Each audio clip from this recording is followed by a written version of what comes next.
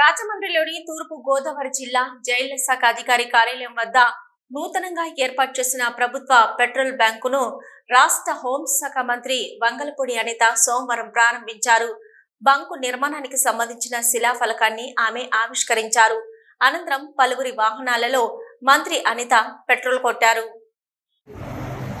Central jail సౌజన్యంతో మనకి ఈ ఫ్యూయల్ అవుట్లెట్స్ ఏదైతే పెట్టారో వాటి ఓపెనింగ్కి, అదేవిధంగా ఈరోజు ఇక్కడ కేఎఫ్కి ప్రెజెంట్ కేఎఫ్కి ఈరోజు ఓపెనింగ్ చేయడానికి ఇక్కడికి రావడం జరిగింది. నాతో పాటు ముఖ్య అతిథులుగా పెద్దలు గౌరవనీయులు ఎమ్మెల్యే గారు బుచ్చయ్య చౌదరి గారు, అదేవిధంగా పెద్దలు గౌరవనీయులు ఆదిరెడ్డి వాసు గారు, మా హోమ్ సెక్రటరీ, అదేవిధంగా మా సూపరింటెండెంట్ రాహుల్ గారికి, అదేవిధంగా రవికృష్ణ గారికి, అందరికీ మన శేషారావు గారికి, ఎక్స్ఎమ్మెల్యే శేషారావు గారి నుంచి కూడా ఈ సెంట్రల్ ప్రిజన్ అన్నది విజిట్ చేయడం, అదేవిధంగా ఉమెన్ ప్రిజన్ కూడా విజిట్ చేయడం కూడా జరిగింది. ఈరోజు ఇప్పటికీ రాజమండ్రిలోనే ఇంచుమించుగా 3 ఫ్యూయల్ అవుట్లెట్స్ ప్రెజెన్స్ ఆధ్వర్యంలో నడపబడుతున్నాయి.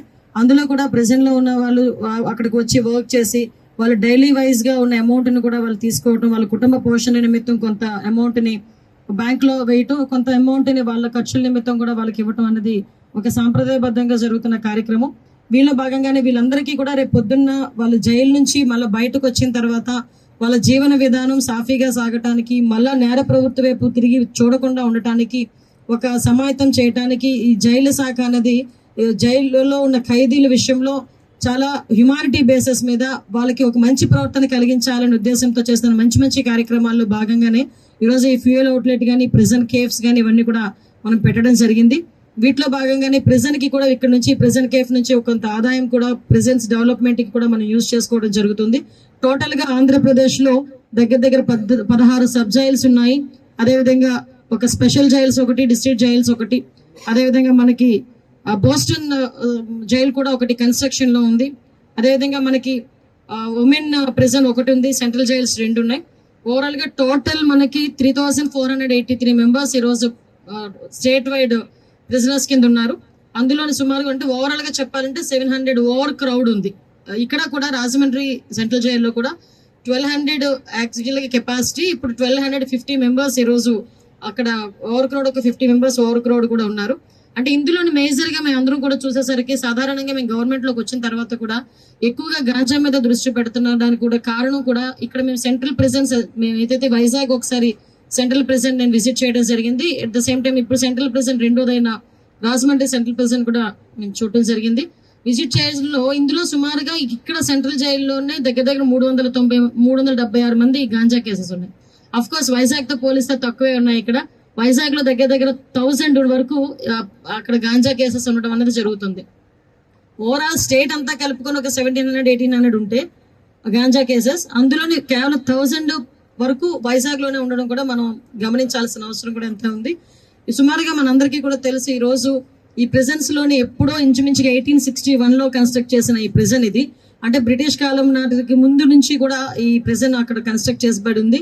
అప్పటి నుంచి ఇప్పటి వరకు కూడా ఏదో మెయింటెనెన్స్ అవుతుంది, ఓవరాల్ గా అక్కడెక్కడ ఇబ్బంది లేకుండా జరుగుతుంది. ఇందాకే మేము మీకు విజిట్ చేయడానికి వెళ్ళినప్పుడు మన సూపరింటెండెంట్ గారు వీళ్ళందరూ కూడా అక్కడ ఒక గోడ కూడా ఇబ్బందికరమైన పరిస్థితిలో ఉంది, కూలిపోవడానికి రెడీగా ఉంది. ఆ గోడ కన్స్ట్రక్ట్ చేయాలంటే వెంటనే హోమ్ సెక్రటరీ గారికి చెప్పడం జరిగింది. ఇమ్మీడియట్ గా ఆ కన్స్ట్రక్షన్ కూడా మేము ఏర్పాటు చేసి అక్కడ ఎవరికి కూడా భద్రతా సంబంధించిన ఎటువంటి ఇబ్బందులు కలగకుండా చూసుకునే బాధ్యత కూడా మేమందరం కూడా తీసుకుంటాం. ఈ రోజు ఆ ఉమెన్ ప్రిజనర్స్ దగ్గర కూడా నేను వెళ్ళి విజిట్ చేయడం జరిగింది. నిజంగా చాలా బాధాకరమైన విషయం. వాళ్ళు ఆ క్షణికావేశంలోనో లేకపోతే తెలిసి తెలియని వయసులోనో తెలిసి తెలియక చేసిన తప్పులకి ఈ రోజుకి కూడా కుటుంబానికి దూరంగా ఉండి వాళ్ళు పడుతున్న బాధ. అదేవిధంగా నేను అక్కడ ఉమెన్ జైల్లో చూసిన ఫెసిలిటీస్ కూడా నిజంగా చాలా ఆశ్చర్యం అనిపించింది. At the same time happy కూడా అనిపించింది. అక్కడ కూడా వాళ్ళకి చిన్నపిల్లలు 6 years లోపు వరకు ఉన్న వాళ్ళు తల్లితో ఉండడానికి, అదేవిధంగా లోపల వాళ్ళకి అన్ని కేర్ టేక్ అనమాట, సెర్లెక్ దగ్గర నుంచి మిల్క్ దగ్గర నుంచి ప్రతి ఒక్కటి కూడా జైల్ డిపార్ట్మెంట్ నుంచి వాళ్ళకి సపోర్ట్ చేయటం, ఇవన్నీ కూడా చూశాను. వాళ్ళతో కాసేపు ఇంటరాక్ట్ అయ్యాము, వాళ్ళకి ధైర్యం చెప్పొచ్చు. ఎందుకంటే ఎక్కడికైనా వెళ్ళినా మనకి సమస్య పరిష్కారం ఉంటుంది, కానీ ఈ జైల్లో ఏంటంటే కంపల్సరిగా వాళ్ళు పశ్చాత్తాపడ్డం, అట్ ద సేమ్ టైం మంచి నడవడిక కలిగి ఉండటమే వాళ్ళకి ఇచ్చే ఒక సోర్స్ వాళ్ళకి. సో ఇవన్నీ కూడా మేము చూడటం జరిగింది. ఓవరాల్ గా చెప్పాలంటే ఇక్కడికి వెళ్ళిన తర్వాత జైలు సిబ్బంది కూడా ఎవరైతే ఉన్నారో వాళ్ళందరూ కూడా వాళ్ళ తాలూకా కష్టాలు, వాళ్ళ తాలూకా ఇబ్బందులు కూడా చెప్పడం జరిగింది. వాళ్ళు అడిగింది అక్కడ కూడా హాస్పిటల్ కూడా ఉన్నాయండి. కాకపోతే మేము అడిగేది ఏంటంటే ఇక్కడ కంపల్సరీకి గాంజా కేసెస్ ఎక్కువ ఉన్నాయి కాబట్టి కంపల్సరీగా జైల్లోని ఒక్కొక్క సైక్రియాటిస్ట్ని మేము అందరూ ఏర్పాటు చేయడానికి మేము గవర్నమెంట్ కూడా ఈరోజు సిద్ధంగా ఉంది. ముందు ఇమీడియట్గా ఒక 4-5 సైక్రియాటిస్టులని ఇమీడియట్గా పెద్ద పెద్ద జైల్స్లోని కొంచెం పంపించడం, ముఖ్యంగా సెంట్రల్ ప్రిజన్స్లోని కూడా సైక్రియాటిస్ట్ని ఏర్పాటు చేయడం. సైక్రియాటిస్ట్ వచ్చిన తర్వాత ఎక్కడైతే డీఅడిక్షన్ సెంటర్స్ కూడా కంపల్సరీగా మనకి జైల్లోనే లోపల సెంట్రల్ ప్రిజన్లోనే డీఅడిక్షన్ సెంటర్ కూడా పెట్టడానికి ఫెసిలిటీ కల్పించాల్సిందిగా మేమందరం కూడా గవర్నమెంట్కి మేమందరం కూడా గౌరవ చంద్రబాబు నాయుడు గారు కూడా మేమందరం చెప్పి అది కూడా యాజ్ ఎర్లీ యాజ్ పాసిబుల్ చేస్తామని మీ అందరికీ కూడా తెలియజేసుకుంటున్నాం. పోలీసు సిబ్బందితో ఈక్వల్గా ఆరోగ్య భద్రత కానీ మాకు కల్పించాలి అన్నారు.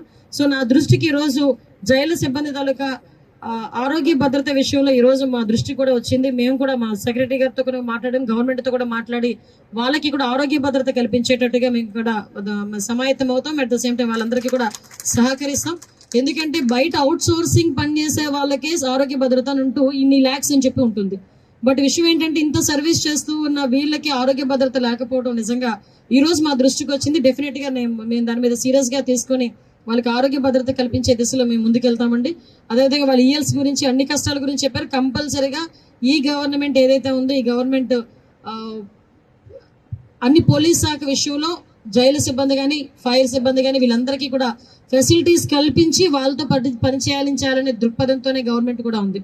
ఇందులో విషయం ఏంటంటే నిజంగా నేను లోపలికి వెళ్ళేసరికి వన్ ఆఫ్ ద మూమెంట్లో కొంచెం ఎమోషనల్ కూడా అయ్యా. ఎక్కడ అయ్యారంటే స్వప్న బ్లాక్,